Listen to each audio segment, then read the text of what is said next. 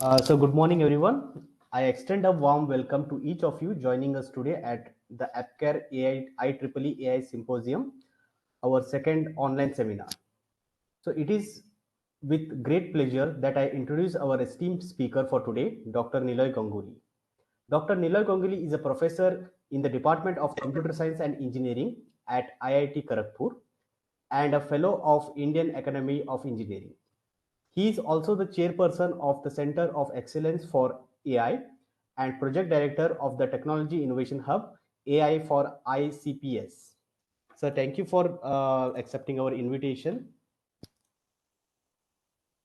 Thank you. Yeah. Yeah. So should I start? Yes, sir. Please go.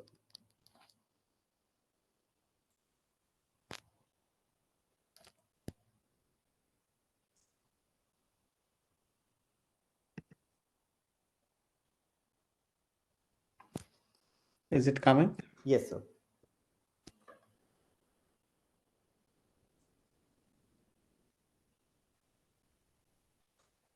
Okay. So let me talk about this power of pre-training.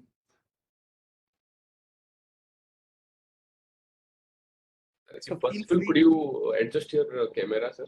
It is only showing your half face. My camera. Yes, now it is fine. Thank you.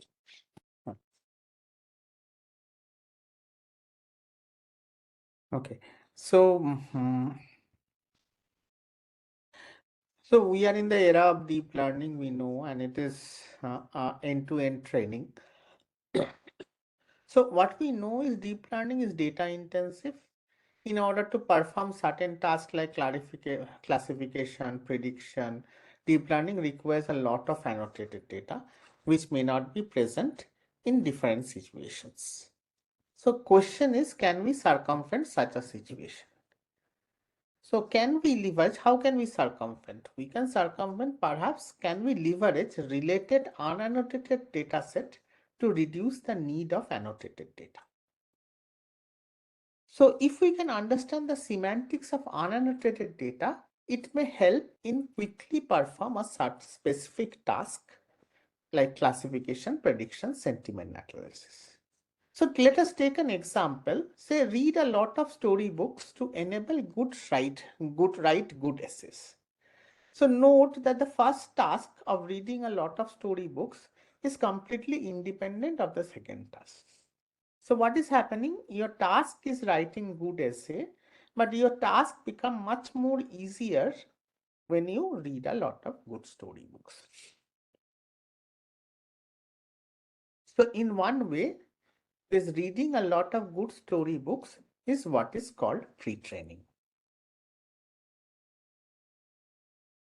So the point is pre-training is done on unannotated data set. So unannotated data set, what is unannotated data set? So let me take a more relevant task or more machine learning oriented task. Say you want to understand sentiments of a sentence. So you will have only limited number of sentences which will be annotated.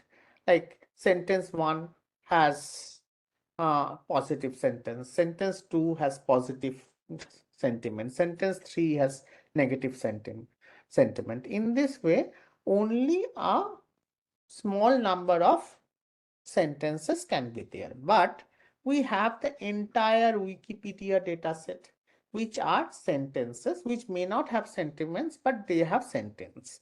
And we want to actually leverage that unannotated data set. So now how to learn on this unannotated data set? So it is like performing a simple task of self-supervision.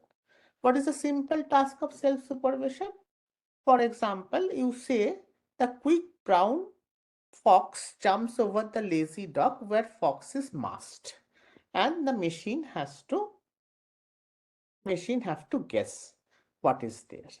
And in this way, the machine will be trained on millions and millions of data points or sentences, and slowly the machine will begin to understand not only where Fox will sit, but also the semantics of the entire sentence.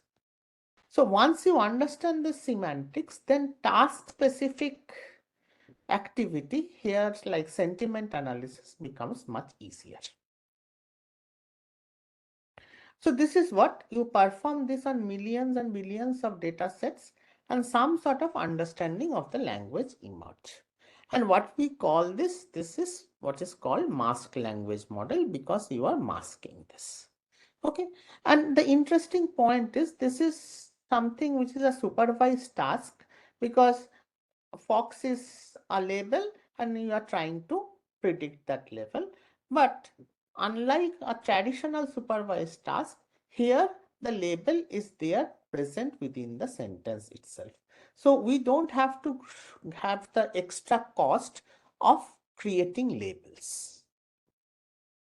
So this is how pre-training or masked language models work, and get a bit of idea about unannotated dataset. Now, using this understanding, one needs to perform specific tasks, especially domain-specific tasks. So, coming to domain-specific tasks, there are abundance of domain-specific NLP applications. Okay, like question answering, customer support domain. Okay, legal domain, we have clause span extraction. Okay, in NER we have financial domains. Financial domains we have NER, means named entity recognition. In biomedical domain there are various tasks like named entity recognition, relation extraction, question answering, etc., etc. Okay. So, but these domain-specific data sets are small in size. They are by itself small in size. They are costly to make, because sentiment annotation may be done by normal human beings, normal people with a basic knowledge of English. But in domain-specific data sets, heavy domain expertise is needed and unreliable if we do some large scale annotation like crowdsourcing. Okay, so the issue is one has to leverage whatever available, unavailable data all together to get good results. So I will explain this with a small example, a small problem. So we are doing question answering over electronics manual. Okay, we are doing question answering over electronics manual. So what is electronics manual? Electronics manuals are like when you buy a fridge, you get a manual, and that is kept electronically. So electronic manuals. And one, perhaps when it is a paper manual, you go on and find the relevant portion. But when it's an electronics manual, one may want to have a question answering service over this e-manual. Like, how can I encrypt my SD card? And when once one try to find how can I encrypt my SD card, one has to go to the section, and then within the section one has to find the answer. Okay. So there are technical challenges, because the answer may not be in one section, it may be in multiple sections, and it may not be contiguous, but it may have non-contiguous multiple span. It may have non-contiguous multiple span. So then questions are complex and multi-aspects. Okay. So now you can understand this is a difficult task. So this is a difficult task, and in machine learning, the more the task is difficult, the more data set one requires and more sophisticated design one requires. Okay, this is just a ballpark thing I am telling. So say here in this paper, we have to find the section. So this is a section prediction, and within the section there is the answer. And traditionally what will happen? First one will find the section and then one will find the answer. But this sequential tasks is put into a multitask framework and after some initial unsupervised IR technique. So we need not think in detail about this, but as you understand, this is a complex task, is a multitask thing which is going on, and ultimately this is the neural network which needs to be trained. So what will happen? One can have this neural network initialized with random weights, and slowly as we train, this weights will get the value it desires, desirable value. Okay. So that would take a lot of time because you have section prediction, answer prediction, and one has to really have a lot of data to train this network. So now what happens, instead of that, what we do is we take a pre-training corpus. So we collect like 300,000 e-manuals, which contains 1 billion words. Okay. And then we do pre-training using mask language modeling. So now these weights are not random weights, but these weights are weights which solve the task on this data set. Okay. So the task here is the same task. Instead of quick brown fox, what we have, the defrosters can be found at the XX end of the refrigerator. So the defroster can be found at the top end of the refrigerator. So this way the system is trained. Is it clear? Okay. So what is happening? See that once we train this with these weights and then we run the network, then we run the multitask framing, the results become much better. Okay, so we are not starting from random weights now, but we are starting from weights obtained from pre-training. So if we go through the result here, please see that just F value is fine. So the F value is the baseline has 0.42 and here we have a result of 0.660. So that is around 50% improvement over the nearest baseline. So this is clear once this happens because the task is difficult. Small amount of data set doesn't train the system fully. However, when we start from a pre-trained model, the training becomes much easier and smaller. Okay. So the summary is domain-specific pre-training fine-tuning model significantly improves performance. So the next question is, it takes a lot of time. Okay, so if we take domain-specific training issues, say if you take BioBart, so BioBart is a standard model used in medical domain. So pre-training of BioBart, what we see that this takes like this is like 13.5 billion words, large amount of pre-training data, and BioBart is the first domain-specific BERT made model pre-trained on biomedical corpora for 23 days on 8 NVIDIA V100 GPUs. So it's a huge machine, huge work. Okay, which will be good if can be actually reduced a bit. So now let us go step back a bit and think of the agenda. Okay, let us step back of the think and think of the agenda that we have this mask language model. Okay, so what are the assumptions of mask language model? The assumptions of mask language model is each sentence and the documents hosting them are independent. So when I am talking quick brown fox jumps over the lazy dog and the next sentence, these are independent of each other. So this is the underlying assumption. And each document is an independent document. In practice, it is not so. there are several documents which are very similar to each other. For example, e-manuals on a phone series. For example, e-manual on a phone series. Fine. Or movie reviews by different newspapers on a particular movie, or scientific articles on pre-training. So can we leverage document level similarity and their categorization for pre-training? So now, instead of going by each sentence as a whole, each sentence one by one, can we leverage document level similarity, that there are two newspaper articles or both are writing on a particular movie, then they are similar articles. So document level similarity and their categorization for pre-training. I'm telling what is categorization.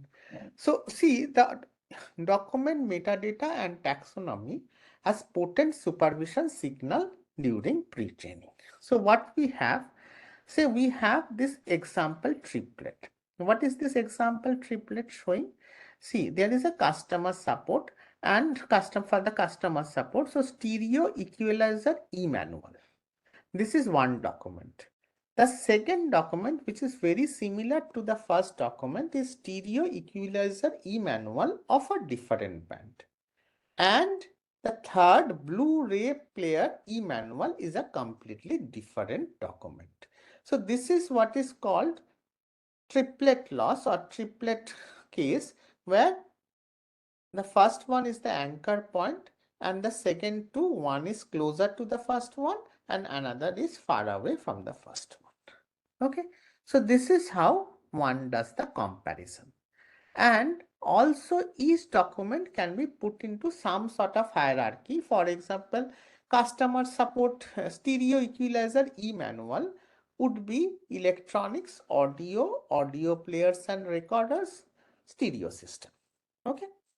So then there are two signals which we are using. One is comparison, another is supervision.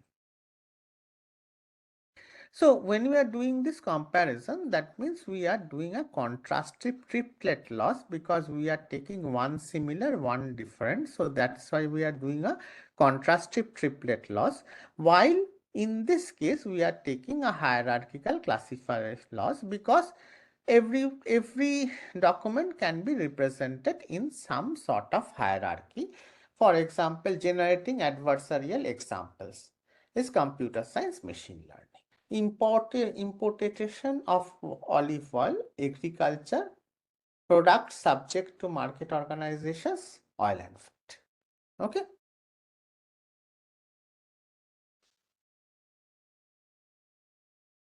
So now we talk some domains of focus. We have seen that there are various domains of focus. Customer support we have shown, but I can extend it to legal domain and scientific domain.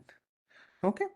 And see, if for legal domain, we have seen that the example triplets are like import license dairy product, market research milk and milk products, while importation of fishery and aquacultural products, which is a completely different product, which is there.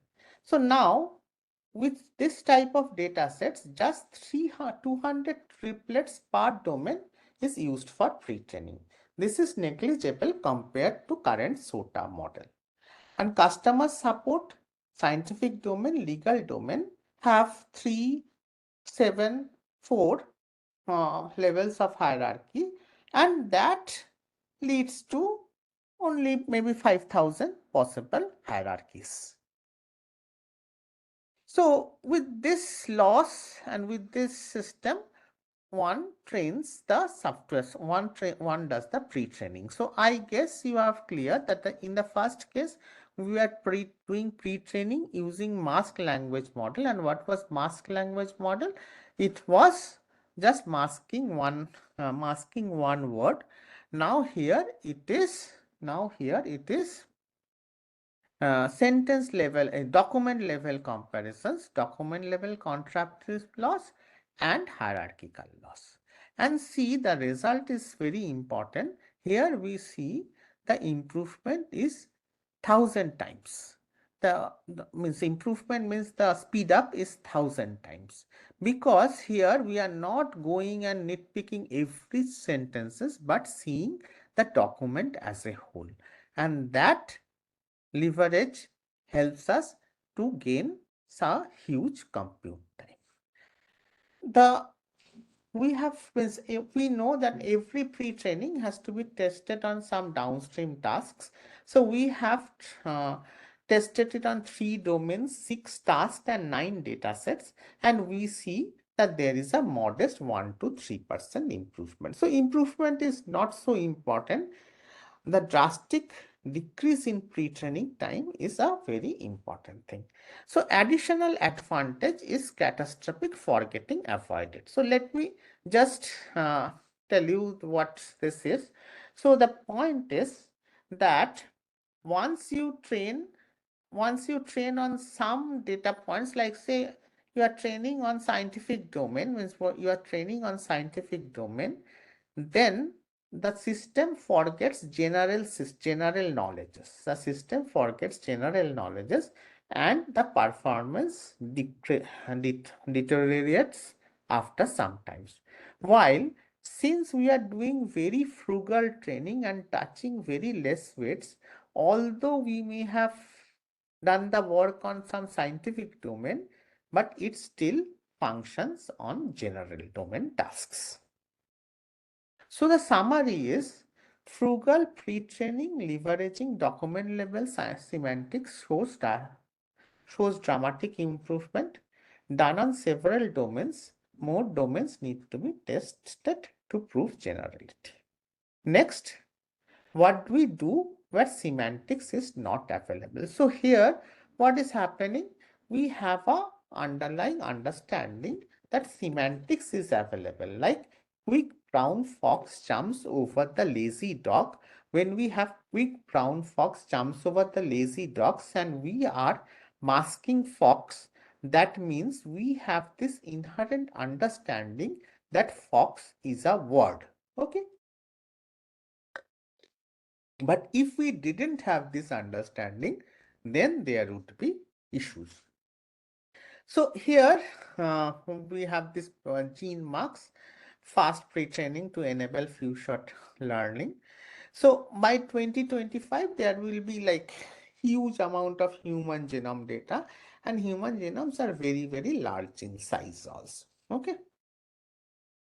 So then here also what happens that we have a baseline model like DNA-BART, which has the initial DNA-BART, and it is pre-trained on genome data, and you have a pre-trained data BART, and then that is used on task-specific fine-tuning.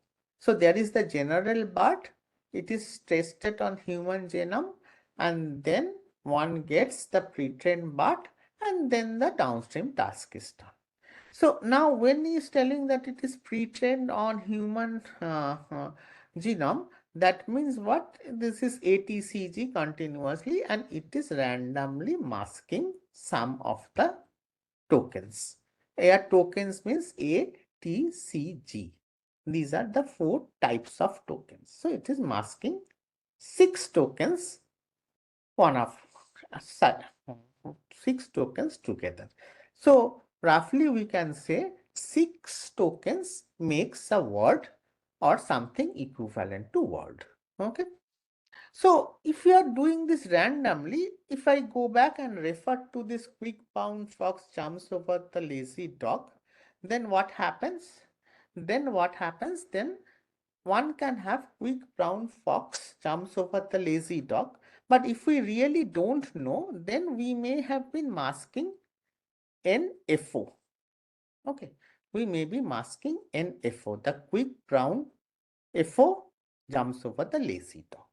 And if we mask such a thing, then it would be a problem, because if we mask such a thing, then what will happen?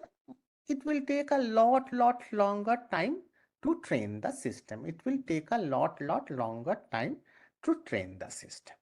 Whereas if we mask D, for example, If we mask D, then this is a very easy example. So if you go on masking easy examples, then your training time will also increase. So training steps are wasted either to too easy or too difficult predictions. I hope you are understanding this part clearly. So there are other examples easy. Say for example, you have mask York. If you have mask York, then what will happen? What is this? All of us can guess that this is New York. Okay. So since all of us can guess that this is New York,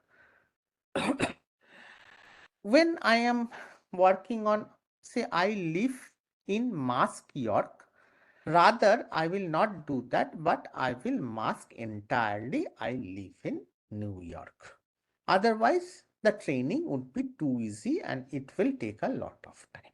And this can be achieved when one use like mutual information based techniques to identify such frequent co-occurrence. This is like point-wise mutual information. And once we understand this mutual co-occurrence system, we will mask those systems which have high frequent, will mark those tokens which have high PMI, that is they have such frequent co-occurrence. So as soon as you do this and train the system instead of randomly masking tokens, we see that our system is gene mask is taking 10k steps to pre-train, while both DNA bird and logo takes 120k steps to train. Okay. So now coming to the downstream task, and when we train this on downstream task, because the pre-training by itself doesn't have any evaluation unless you do a downstream task. Because for example, reading book by itself is good, but reading books, uh, goodness is manifested only through the task we perform, like writing essays. So the downstream task, we have few short settings, like you have promoter region prediction, binary classification, enhancer prediction, which is like this, and splice donor and acceptor site prediction. So there are various sort of gene based tasks, and we see that this is the improvement. We see that in a few short setting, we have like 1 to 4% improvement. But improvement is not the most important thing. The important thing is we can actually train the system with 1/12 less time or less steps. Okay.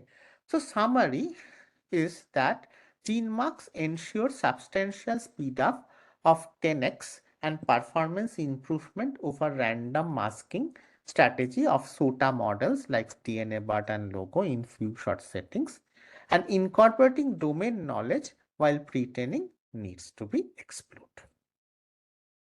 So should I stop here? Because later I'll talk on graphs.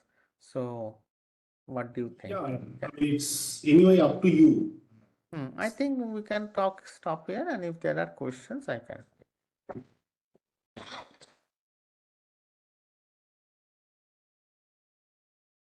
Please let me know. Yeah, are there any questions at this point? I see one question in the chat, which is like from Mr. Moti Gupta. Says, in the era of LLMs, what would you think of using weak labels for annotated data using models like Llama 2 or GPT instead of masked language model? So, see, in the era of LLM, this is the next token prediction. Okay. So there are various ways to um, emulate this thing in a like decoding only framework. There are many ways to port this into our decoding only framework. But the basic idea is here we are typically concentrating on the encryption part or on the encoding part, when we are basically concentrating on encoding part. And encoding part has its own importance, because you have to do encoding in various tasks, and this will not go just by LLM, because it can be extended in genes, it can be extended in graphs, okay, even time series data. This thing can be extended, and all these data sets needs to be encoded in some form to get good results. And this, the better the encoding, initial encoding one learns, that would actually help the decoding task.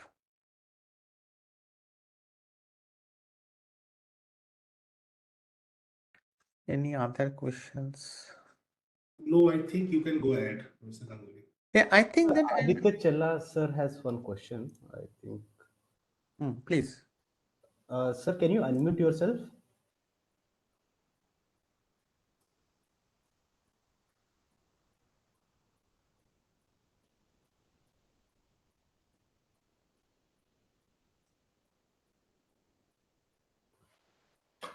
Aditya, can you unmute yourself and ask? It says that Yeah. I am not allowed to unmute. Yeah. Hear me now, sir? Yeah, yeah. Yeah, okay. So one question which I have is, so, I mean, say we are using as only a small subset of data, but one of the main advantages of training on, like, even if they are highly correlated, training on large domains is, large data sets is, apparently that allows these large language models to perform well on completely unrelated tasks also, like completing mathematical equations or something of that sort. Wouldn't that reduce if we reduce our data set for the pre-training? See, the pre-training thing is very funny, that so means if you forget about large language models, okay, say in general general learning languages, okay, so learning languages, as you learn more and more and hear more and more, various uh, sorts of understanding emerges.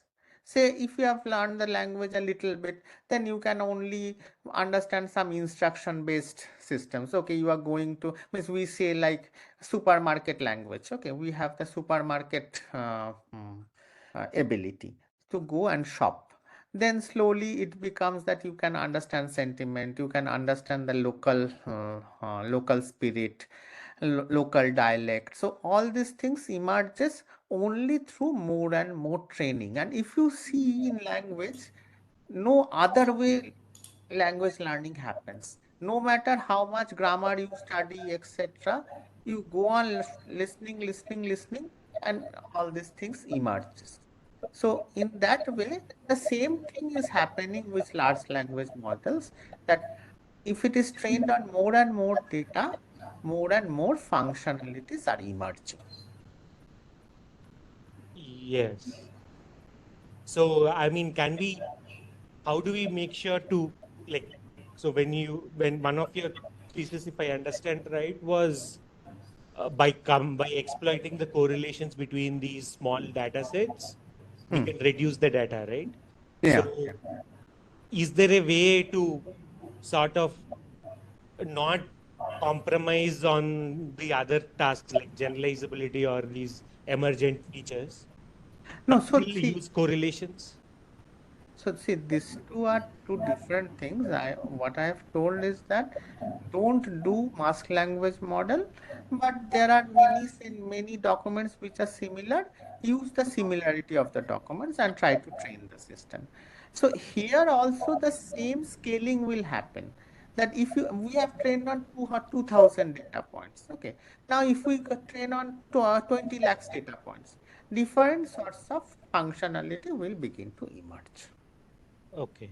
So it is not, means it's a training hack, but the basic underlying philosophy or underlying dynamics will be same for whatever training hack you. Okay. Okay. Yeah, so that was my question, sir.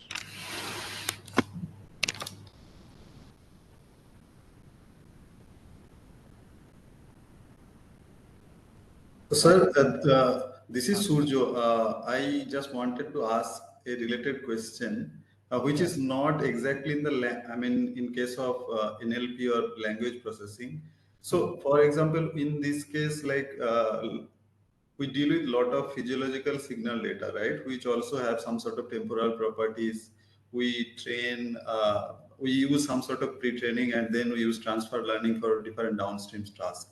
So if we need to apply any of these approaches like masking, or so what factors we need to consider, like what could be something that uh, I mean, we should investigate first to understand whether such an approach be used or So if not. you, sure, I understood your question. So if you take again, I don't know, you took the example of quick brown fox jumps over the lazy dog. Right. I guess you got, so this is actually the core understanding which is very important and which has to be this examples, that when you are masking in time series also, when you are masking, you don't mask on means very difficult thing or very easy things.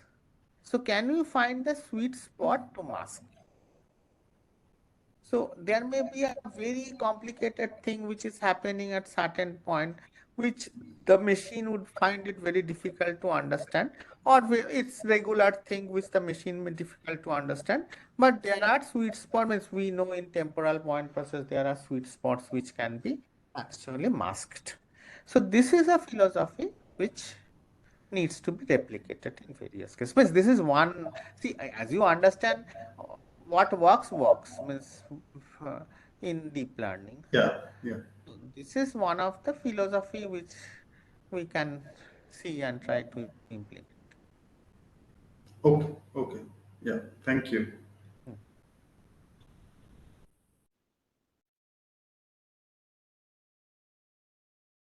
Moti Gupta has some question. Sure.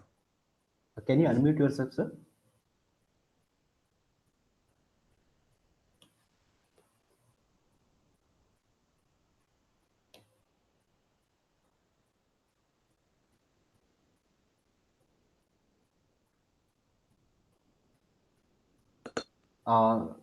Sir said that he has some issue with the mic. So let me read the question which he has shared with the chat. So how do we use already pre-trained model to do a new pre-training from scratch easily? Can you your strategy be used for knowledge distillation? Yeah, so yeah, I had a work on knowledge distillation in this, means in the graph system, I had a work on knowledge distillation. So, yeah, means it can be used very much for knowledge distillation, because we have this pre-training, and here what we are doing, we are simply taking that weights and starting the fine tuning, but we may not take that weights and start the fine tuning. We may, so that since you are telling, let me just show you the structure which may be of help to understand. I hope it is there in the graph thing.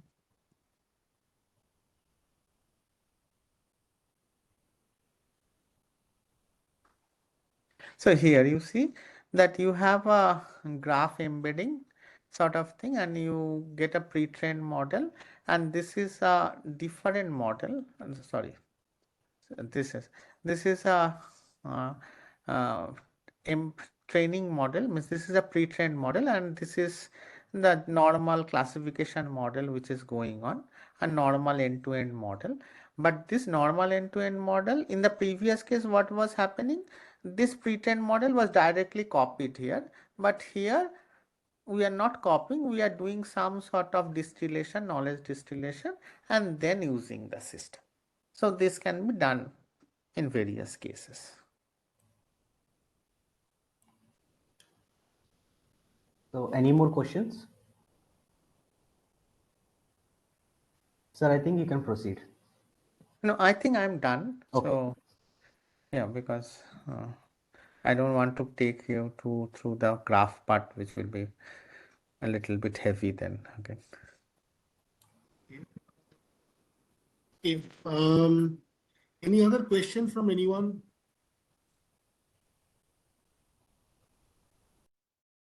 If not, thank you very, very much, Professor Ganguly, for making the time. I know how busy you are. No, it's fine. Yeah. Thank you for having me. Yeah. You. So, if there are no more questions, then probably I can ask the participants to drop off, and Professor Ganguly, you and I and Surjo may have a chat for 2 minutes because you wanted to talk. Yeah, absolutely. Yeah. Sir, before that, I want to ask permission from Ganguly sir. Like, can I share this recorded session on YouTube? Yeah. Okay. No. And sir, should I stop the recording now? Yes, Yeah. please, you can stop this. Yes, sir.